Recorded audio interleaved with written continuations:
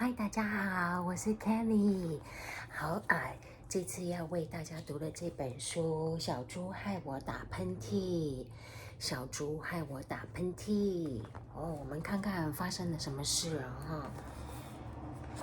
小猪害我打喷嚏。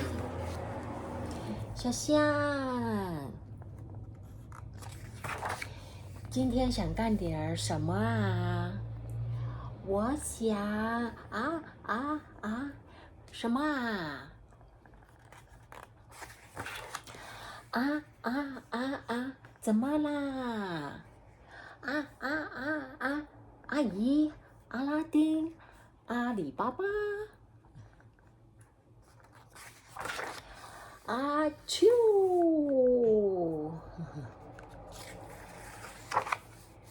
西溜，你没事吧？你没事吧，小象？我不知道啊，我啾！小象又打了一个喷嚏啊！小象说：“我停不下来，啾！”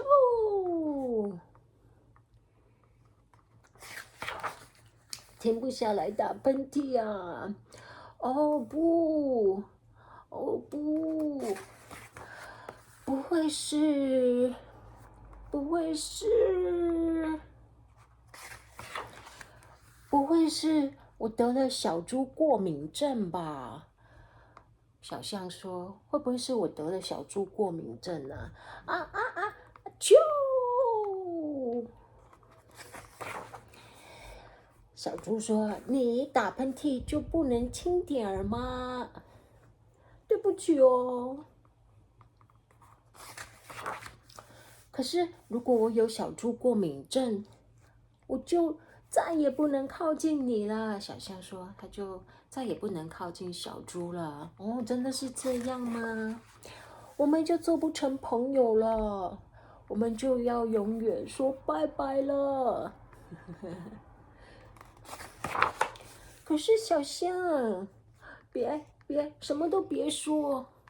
小象说：“你什么都别说。It's too late， 太迟了，太迟了。我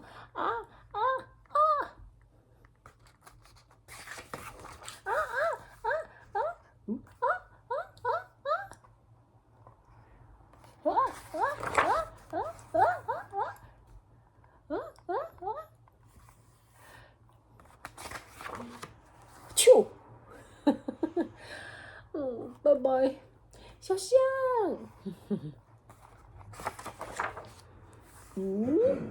溪溜，小象去了哪里？小象去见了医生啊。医生说：“你好，你还好吗，小象？”“不，我一点也不好，猫医生。我一点也不好，猫医生。我得了小猪过敏症，我再也不能去见小猪了。小猪是我最好的朋友呢。”啾！天哪，老天爷啊！现在我还得了猫咪过敏症啊！砰！小象躺了下去猫医生说什么呢？猫医生说：“我觉得你根本没得小猪过敏症，也没得什么猫咪过敏症哦。”猫医生说：“你只是感冒了啦。”感冒？对啊，你病啦，你感冒了。我病了，太棒了！谢谢你，猫医生。原来他不是得小猪过敏症啊！小猪，好消息啊！小象去找小猪。我感冒了啦！原来是我感冒了。祝你健康哦！祝你健康。所以看得出来，现在换小猪感冒了。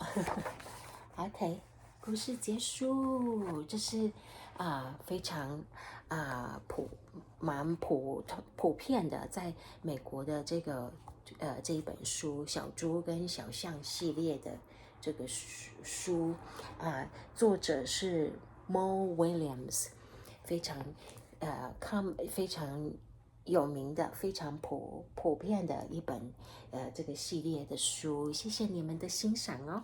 好下次再见了好吗？祝你们有一个美好的夜晚。OK，拜拜。